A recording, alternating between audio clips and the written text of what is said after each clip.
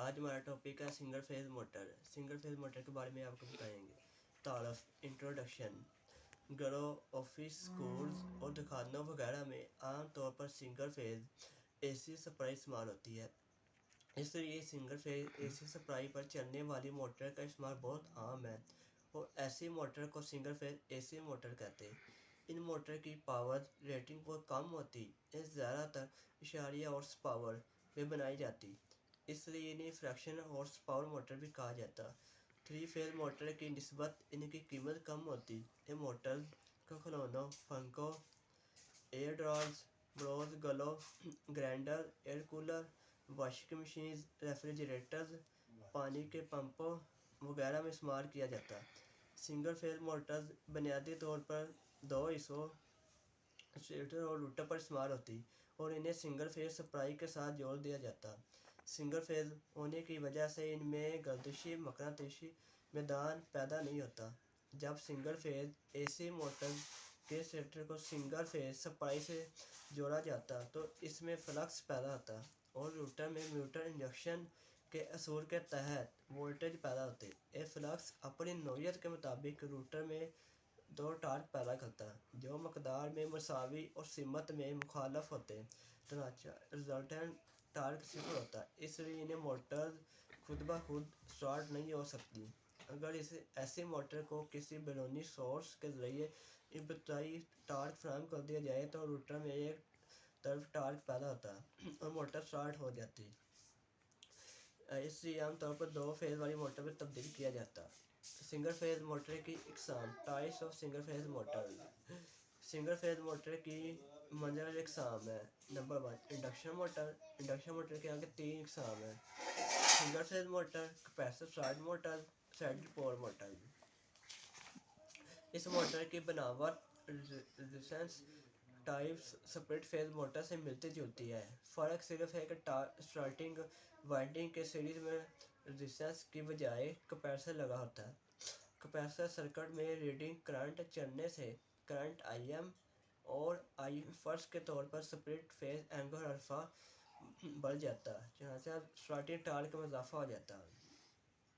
Capacitor start motor کی circuit scheme کو دکھایا گیا ہے۔ کرنٹ آئی ایم وولٹیج وی سے زاویہ پر لیڈ کرتی، جبکہ اسٹارٹنگ کرنٹ فرض کیپیسٹر کی وجہ سے وولٹیج وی سے زاویہ پر لیڈ کرتی، چنانچہ دونوں کرنٹ آئی ایم اور آئی ایس اور کے درمیان بہت زیادہ فیز ڈفرنس واقع ہوتا جو تقریباً 90 ڈگری کے برابر ہوتا ہے۔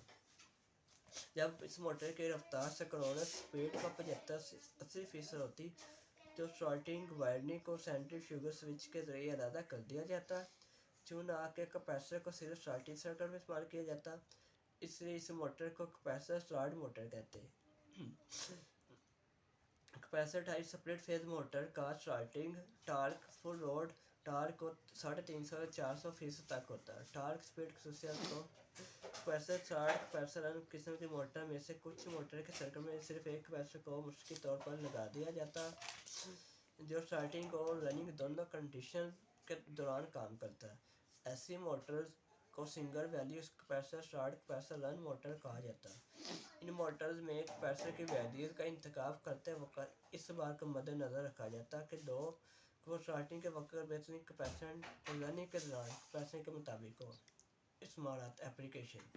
ان موٹر کا اسٹارٹنگ ٹارک نسبتاً زیادہ ہوتا ہے، اس لیے انہیں زیادہ اسٹارٹنگ لوڈ پر چلنے والے حالات میں استعمال کیا جا سکتا ہے اور موٹر بہت زیادہ استعمال ہوتے ہیں۔ ان موٹر کو عام طور پر water pumps, compressors, grinders, fans, blowers, refrigerators, air conditioners وغیرہ میں استعمال کیا جاتا۔